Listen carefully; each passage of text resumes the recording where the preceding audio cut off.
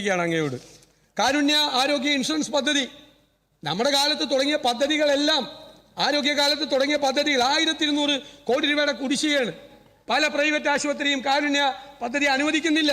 അവർ യോഗം ചേർന്ന് കൊടുക്കണ്ട എന്ന് തീരുമാനിച്ചിരിക്കുകയാണ്. നിങ്ങളുടെ കയ്യിൽ പണമില്ല. പിന്നെ ഉന്നത വിദ്യാഭ്യാസ രംഗത്ത് എന്താണ് സാർ? സർവകലാശാലകളിൽ പല സ്ഥലത്തും വൈസ് ചാൻസലർമാരില്ല, കോളേജുകളിൽ പ്രിൻസിപ്പൽമാരില്ല.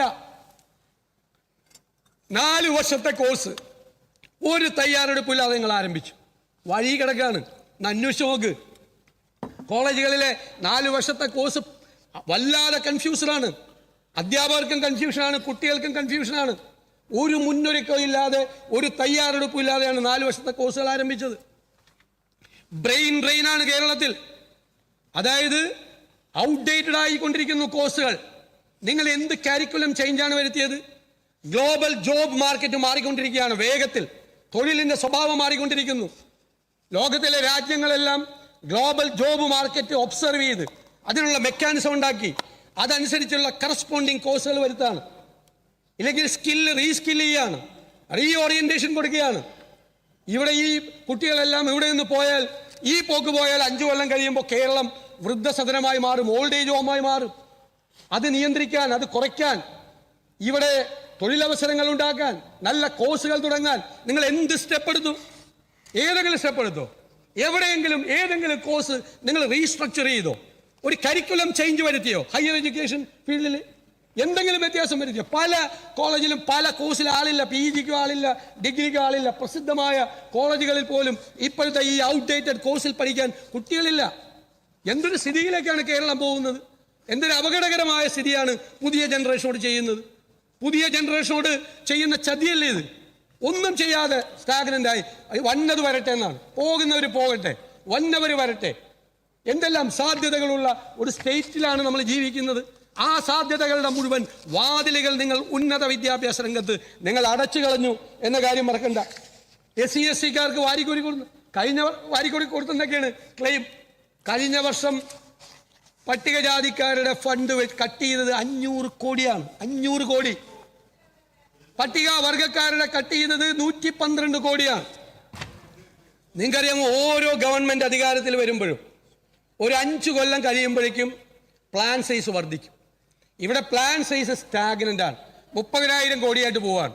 അതായത് പട്ടികജാതിക്കാർക്ക് കിട്ടേണ്ട 10% ആ 3000 കോടിയിൽ നിൽക്കുകയാണ്.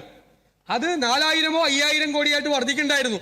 അത് വർദ്ധിച്ചില്ല. Plan size വർദ്ധിക്കാത്തതുകൊണ്ട്. എന്നിട്ട് ഉള്ള സാധനം, വർദ്ധിക്കാത്ത സാധനം, അതിൻ്റെ 500 കോടി രൂപ കട്ട് ചെയ്താൽ എത്ര പദ്ധതികളാണ് പട്ടികവർഗക്കാർക്കുള്ള പദ്ധതി മുടങ്ങിപ്പോയത്? സർ, ലോ ആൻഡ് ഓർഡർ മികച്ചു നിൽക്കുന്ന സംസ്ഥാനം എന്നാണ് നയപ്രഖ്യാപനത്തിൽ പറയുന്നത്. നാട്ടിലെ കൊള്ളയും കൊലപാതകവും ക്രമാതീതമായി ഉയർന്നു വരികയാണ്. ഗുണ്ടകൾ അഴിഞ്ഞാടുകയാണ്. കൊലപാതകങ്ങളുടെ വാർത്തകളാണ്. വ്യാപകമായിട്ട് മയക്കുമരുന്ന് വ്യാപനം രൂക്ഷമാണ്. കൊലപാതകത്തിൻ്റെയൊക്കെ നേച്ചർ വരെ മാറി. ക്രൂവലായിട്ടുള്ള കൊലപാതകങ്ങളാണ് നടക്കുന്നത്. ഈ മയക്കുമരുന്നിനെ നിയന്ത്രിക്കാൻ എന്ത് സാധിച്ചു സാർ? നിങ്ങൾ കണക്ക് പറയും. 2015 ഇത്ര കേസ് ഉണ്ടായിരുന്നുള്ളൂ, ഇപ്പം ഇത്ര കേസ് കൂടിയെന്ന്. കേസെടുക്കുന്ന ആരെയെന്നറിയാമോ? ഈ അവസാനം ഇത് വലിക്കണവൻ്റെ ലാസ്റ്റ് ആളുണ്ടല്ല, ഇത് ഈ ഒരു നെറ്റ്വർക്കാണല്ലോ, ഇത് അവസാനം ഇത് വലിക്കണവനെയാണ് കേസെടുക്കണത്. അവനെ കൊണ്ടേ പോലീസ് സ്റ്റേഷനിൽ 3 മണിക്കൂർ നിർത്തി, അല്ലെ എക്സൈസ് ഓഫീസിൽ 3 മണിക്കൂർ നിർത്തി ജാമ്യം കൊടുത്താവും വിടും. അവൻ പുറത്ത് വന്നിട്ട് ആ 3 മണിക്കൂർ വലിക്കാത്തതിനും കൂടി 2 കൂടുതൽ വലിക്കും. അതാണ് കേസെടുക്കൽ. ഇതിൻ്റെ സോഴ്സ് തേടി എവിടെ പോയി? ഇതിൻ്റെ സോഴ്സ് കേരളത്തിലെ പോലീസും കേരളത്തിലെ എക്സൈസും കോമ്പീറ്റൻ്റ് അല്ലേ? ഈ ഡ്രഗ് എവിടെ നിന്ന് വരുന്നു? കപ്പലിൽ വരുന്നോ? ബോട്ടിൽ വരുന്നോ? ട്രെയിനിൽ വരുന്നോ? ബൈ റോഡ് വരുന്നോ? ഏതാണ് സോഴ്സ്? ഒരു 10 പേരെ കേരളത്തിൽ പിടിച്ചാൽ കേരളത്തിലെ പോലീസിന് ആ കോമ്പീറ്റൻസി ഇല്ലേ? അതിൻ്റെ പുറകെ പോയി ഈ സോഴ്സ് ഏതാണ് എന്ന് മനസ്സിലാക്കി ആ സോഴ്സിനെ അടയ്ക്കാൻ നിങ്ങൾ ഈ പറയുന്ന ലഹരി വ്യാപന കുടുംബങ്ങളിൽ പോലും അസ്വസ്ഥതയും സമാധാനമില്ലായ്മയുമാണ്, ഭയമാണ്, മക്കളെ പോലും പേടിയാണ്. എത്ര പേരാണ് നമ്മളോടെല്ലാം വന്ന് വ്യക്തിപരമായി അവർക്കുണ്ടായിരുന്ന നമുക്ക് പുറത്തു പറയാൻ പറ്റാത്ത വിഷയങ്ങൾ ഓരോ കുടുംബങ്ങളിൽ ഉണ്ടാകുന്നത്. സങ്കടങ്ങൾ, ഭയമാണ് കുട്ടികൾ വരുമ്പോൾ.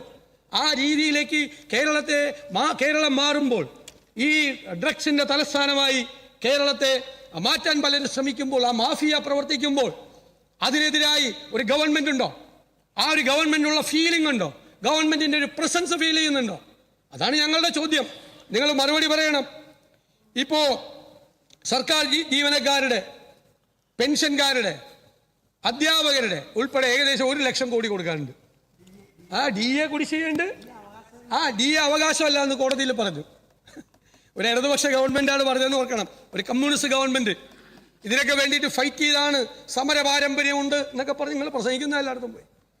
ആ LDF ഗവൺമെന്റ് കോടതിയിൽ പോയി പറഞ്ഞു ജീവനക്കാർക്ക് DA അവകാശമല്ല എന്ന്. അവകാശമല്ല എന്ന് ഒരു കമ്മ്യൂണിസ്റ്റ് ഗവൺമെന്റ്, ഒരു LDF ഗവൺമെന്റ്. അതാണ് ഞാൻ പറഞ്ഞത്, നിങ്ങളൊരു ലെഫ്റ്റും അല്ല, നിങ്ങൾ എക്സ്ട്രീം റൈറ്റാണ്. തീവ്ര വലതുപക്ഷ സർക്കാരാണ്, തീവ്ര വലതുപക്ഷ സർക്കാർ. ഒരു സംശയമില്ല. ഇതൊക്കെയാണ് നമ്മൾ ഓരോ ഗവൺമെന്റിന്റെയും ഇടത് സ്വഭാവം റിഫ്ലക്ട് ചെയ്യുന്നത്. ഇത്തരം തീരുമാനങ്ങൾ എടുക്കുമ്പോഴാണ് നിങ്ങൾ ചോദിക്കണം, നിങ്ങളുടെ പാർട്ടിയിലെങ്കിലും ചോദിക്കണം, വാ തുറന്ന്. അല്ലെങ്കിൽ LDF കൂടുമ്പോഴെങ്കിലും ചോദിക്കണം, എന്താണ് ഇങ്ങനത്തെ ഒരു തീരുമാനം സർക്കാർ ഹൈക്കോടതി പോയെടുത്തതെന്ന്. നേരത്തെ പറഞ്ഞല്ലോ, നേരത്തെ പറഞ്ഞപ്പോ ഈ ഉമ്മൻചാണ്ടി സർക്കാർ ഇരുന്ന സമയത്ത് അല്ലേ ചില കാര്യങ്ങൾ എന്റെയൊക്കെ പേര് പറഞ്ഞ് ചോദ്യം ചെയ്തെന്ന് പറഞ്ഞു. അതൊക്കെ ഞങ്ങൾ പാർട്ടിയിലാണ് ചോദ്യം ചെയ്തിട്ടുണ്ട്.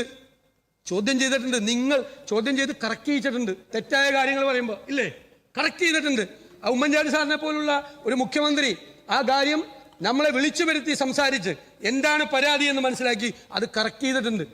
നിങ്ങൾക്കത് പറയാനുള്ള ധൈര്യം ഇല്ലാത്തതുകൊണ്ട്, ചങ്കൂറ്റം ഇല്ലാത്തതുകൊണ്ട് 10 കൊല്ലം മുമ്പ് ഞങ്ങളുടെ സർക്കാരിന്റെ തെറ്റ് ചൂണ്ടിക്കാണിച്ചിട്ടുണ്ടെന്നേ, കറക്റ്റ് ചെയ്തിട്ടുണ്ട്. അതിനുള്ള ധൈര്യം നിങ്ങൾക്ക് ഇല്ലാതെ പോയി. അത് എൻ്റെ പേര് പറയുകയാണ് എപ്പോഴും. ഞാൻ പറഞ്ഞിട്ടുണ്ടെന്നേ, ഞാൻ ഇതിനു മുമ്പ് ഈ സഭയെ പറഞ്ഞിട്ടുണ്ട് ഞങ്ങളുടെ ഗവൺമെന്റ് ശരിയായ പാതയിലല്ല പോകുന്നതെങ്കിൽ ഞങ്ങൾ പറഞ്ഞിട്ടുണ്ട്, ഞങ്ങൾ കറക്റ്റീവ് ഫോഴ്സായി പാർട്ടിയിലൊക്കെ നിന്നിട്ടുണ്ട്. നിങ്ങൾക്ക് അതിനുള്ള ധൈര്യമില്ല, മുട്ട് കൂട്ടിയിടിക്കും. നിങ്ങൾക്ക് അതിനൊന്നുള്ള ധൈര്യം നിങ്ങൾക്കില്ല. സാർ, 30 ലക്ഷം പേര് ഈ വെസ്റ്റേൺ ഗാർഡ്സിൽ കിടക്കാണ്. എന്താണ് സ്ഥിതി സാർ? വന്യജീവി ആക്രമണം. എത്ര പേരാണ് മരിച്ചത്?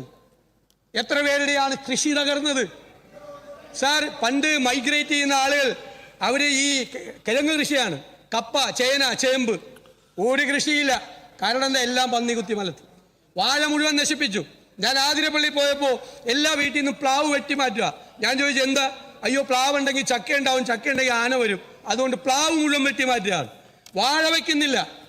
മഞ്ഞങ്ങ പരുവത്തിൽ തെങ്ങിക്കേറി കുരങ്ങ് 4 കയറിയിട്ടുണ്ട് പോവാണ്. നിങ്ങൾ നിസ്സഹായരായി നിൽക്കുന്നു. എത്രയോ സംസ്ഥാനങ്ങൾ പരമ്പരാഗതമായ സംവിധാനങ്ങൾ ഉപയോഗിച്ച്, ആധുനികമായ സങ്കേതങ്ങൾ ഉപയോഗിച്ച് വന്യജീവി ആക്രമണത്തെ നേരിടാനുള്ള വലിയ സ്റ്റെപ്പ് എടുക്കുമ്പോൾ നിങ്ങൾ നിസ്സംഗരായി നിൽക്കുന്നു. ആ പാവപ്പെട്ട മനുഷ്യരെ ആനയ്ക്കും കടുവയ്ക്കും പുലിക്കും പന്നിക്കും ഒക്കെ ഇട്ടുകൊടുത്തിരിക്കുകയാണ്. ഒന്നും ചെയ്യുന്നില്ല. ചെറുവിരൽ, നിങ്ങൾ ഈ വന്യജീവി ആക്രമണം തടയാൻ നിങ്ങളുടെ സർക്കാർ ചെറുവിരൽ എടുത്തിട്ടില്ല. അപ്പൊ അതുകൊണ്ട് നയമില്ലാത്ത നയപ്രഖ്യാപനമാണ് ഇവിടെ നടത്തിയത്. സർ, ഞാൻ ഒരു കാര്യം കൂടി പറഞ്ഞ് അവസാനിപ്പിക്കാം. സർ, നിങ്ങളിവിടെ പറഞ്ഞു സെക്യുലർ സ്റ്റാറ്റിന്റെ കാര്യം പറഞ്ഞു. സർ, നിങ്ങൾക്ക് എന്താ?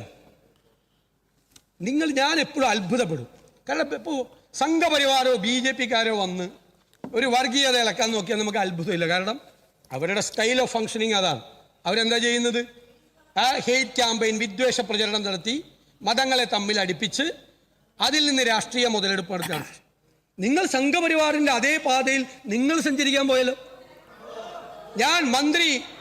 മുൻ മന്ത്രി AK ബാലന്റെ പ്രസ്താവന, രണ്ടാമത് അവിടെ ഇരിക്കുന്ന മന്ത്രി സജി ചെറിയാന്റെ പ്രസ്താവന, എല്ലാം എന്താ പൊളിറ്റിക്കൽ സ്റ്റേറ്റ്മെന്റ് ആണെന്ന് നിങ്ങൾ പറഞ്ഞു. പൊളിറ്റിക്കൽ സ്റ്റേറ്റ്മെന്റ് ആയിരുന്നോ? അത് വർഗീയവാദം ഉയർത്തുന്ന സ്റ്റേറ്റ്മെന്റ് ആയിരുന്നു. വർഗീയവാദം ഉയർത്തുന്ന സ്റ്റേറ്റ്മെന്റ്. നിങ്ങൾ സംഘപരിവാറിന്റെ അതേ പാതയിൽ സഞ്ചരിക്കുകയാണ്. എൻ്റെ നിങ്ങളോടുള്ള റിക്വസ്റ്റ്, നിങ്ങൾ പോകരുത് ആ വഴി. നിങ്ങളിവിടെ കേരളത്തിൽ നശിച്ചു പോകണം എന്ന് ആഗ്രഹിക്കുന്നവരല്ല ഞങ്ങൾ. നിങ്ങൾ ആ വഴിയെ പോകരുത്. നിങ്ങൾ അവരുടെ പാതയിൽ സഞ്ചരിക്കരുത്.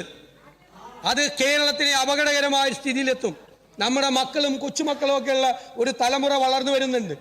അവർക്കും ഇവിടെ സമാധാനപരമായി ജീവിക്കാനുള്ളൊരു അന്തരീക്ഷം ഉണ്ടാക്കേണ്ട ചുമതല നമ്മൾക്കുണ്ട് എന്ന് പൊതുപ്രവർത്തകരായ, രാഷ്ട്രീയ പ്രവർത്തകരായ നമ്മുടെ ഉള്ളിൽ നമുക്കൊരു ഇച്ഛാശക്തി ഉണ്ടാകണം, നമുക്കൊരു തീരുമാനമുണ്ടാകണം.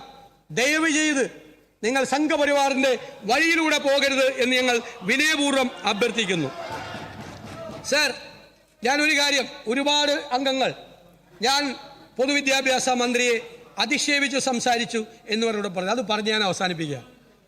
സർ, ഇവിടെ കഴിഞ്ഞ ദിവസം ഞങ്ങൾ സഭാ നടപടികൾ സ്തംഭിപ്പിച്ചു. സഭാ നടപടികൾ ഇവിടെ ചരിത്രത്തിൽ സ്തംഭിപ്പിക്കുന്നത് ആദ്യമല്ല. ഞങ്ങൾ സ്തംഭിപ്പിച്ചു. ഞങ്ങൾ ശബരിമല വിഷയത്തിൽ സമരമാണ്. അതിൻ്റെ ശരിതെറ്റുകളിലേക്കല്ലല്ലോ, ഞങ്ങൾ സമരം ചെയ്യാണ്. ഞങ്ങളിപ്പോൾ പുറത്ത് സമരം ചെയ്യുക, ഇവിടെ സമരം ചെയ്യും. ഞങ്ങളിവിടെ സമരം ചെയ്തപ്പോൾ ഇവിടെ ചോദ്യോത്തര വേള നടക്കുന്നതിനിടയിൽ മന്ത്രി ശിവൻകുട്ടി, അദ്ദേഹത്തിന് മൈക്ക് കിട്ടി. സാർ, അദ്ദേഹം എത്ര മോശമായിട്ടാണ് ഞങ്ങളുടെ സമരത്തെക്കുറിച്ച് പറഞ്ഞത്. ഇങ്ങനെയാണോ നിങ്ങൾ നിയമസഭയിൽ പെരുമാറേണ്ടതെന്ന് ചോദിച്ചു. അല്ല, ഇങ്ങനെയാണോ നിങ്ങൾ നിയമസഭയിൽ പെരുമാറേണ്ടത് അദ്ദേഹം ചോദിച്ചു. ഇങ്ങനെയാണോ പെരുമാറേണ്ടത്? ഇതെന്തൊരു അച്ചടക്കമില്ലായ്മയാണ്, നിങ്ങൾ എന്തിനാണ് സമരം ചെയ്യുന്നതെന്ന് ഒരുപാട് പരിഹസിച്ചു. സാർ, അതിനുശേഷം അദ്ദേഹം, ഞങ്ങളുടെ പ്രിയങ്കരിയായ നേതാവാണ് സോണിയാഗാന്ധി, ഞങ്ങളുടെ പ്രിയപ്പെട്ട നേതാവ്, ഞങ്ങൾക്കെല്ലാം മാതൃതുല്യാണ് സോണിയാഗാന്ധി. ഞാൻ എൻ്റെ ഹൃദയത്തിൽ തൊട്ട് പറയാം, ഞങ്ങൾക്ക് മാതൃതുല്യമാണ്, അമ്മയ്ക്ക് സമാനമാണ് ഞങ്ങളുടെ. സാർ, അവരോട് അവരുടെ വീട് റെയ്ഡ് ചെയ്യണം, അവരെ അറസ്റ്റ് ചെയ്യണം, അവരുടെ വീട്ടിൽ ആണ് ശബരിമലയിലെ മോഷ്ടിച്ച സ്വർണം സൂക്ഷിച്ചു വെച്ചിട്ടുള്ളത് എന്നൊരു മന്ത്രി ഈ നിയമസഭയിൽ പറയാൻ, സാർ, ഞങ്ങൾക്ക് വേദനയുണ്ടായി, ഞങ്ങൾക്ക് വിഷമമുണ്ടായി, ഞങ്ങൾക്ക് വലിയ പ്രയാസമുണ്ടായി. സാർ, ഞാൻ ആദ്യം എന്താ ചെയ്തത്? ആ മന്ത്രിക്കെതിരായി പോയി സംസാരിക്കുകയാണോ ചെയ്തത്? ഞാൻ പത്രസമ്മേളനം നടത്തി പറഞ്ഞു, ജലമന്ത്രിമാർ അതിൻ്റെ കൂടെ കൂടി. പക്ഷെ ഇദ്ദേഹം വളരെ മോശമായ ഭാഷയിൽ സോണിയാഗാന്ധിയുടെ കയ്യിൽ കെട്ടിയിരിക്കുന്ന ചരട് ശബരിമലയിലെ സ്വർണമാണ് എന്ന് വരെ അവരെ അധിക്ഷേപിച്ചു. അവർ 80 വയസ്സായ സ്ത്രീയാണ്, അവരെ അധിക്ഷേപിച്ചു. സാർ, അവരെ അറസ്റ്റ് ചെയ്യണമെന്ന് പറഞ്ഞു. സാർ, അവരെ അറസ്റ്റ് ചെയ്യണം, അവരുടെ വീട് റെയ്ഡ് ചെയ്യണമെന്ന് പറഞ്ഞു. സാർ, അവരാരാണ് സാർ? എന്നിട്ട് ഞാൻ പുറത്തുപോയി പത്രസമ്മേളനത്തിൽ പറഞ്ഞു, ഈ മന്ത്രിമാർ, വിദ്യാഭ്യാസ മന്ത്രി ഉൾപ്പെടെയുള്ള ആളുകൾ ആ പ്രസ്താവന പിൻവലിച്ച് മാപ്പ് പറയണമെന്ന് പറഞ്ഞു. മാപ്പ് പറയണം, അതാണ് ആദ്യം പറഞ്ഞത്. മാപ്പ് പറയണമെന്ന് പത്രസമ്മേളനത്തിൽ പറഞ്ഞു. ഒരു മോശമാകും പറഞ്ഞില്ല. സാർ, രണ്ടാമത് ഞാൻ അങ്ങേക്ക് എഴുതി തന്നു, അത് രേഖകളിൽ നിന്ന് നീക്കം ചെയ്യണം.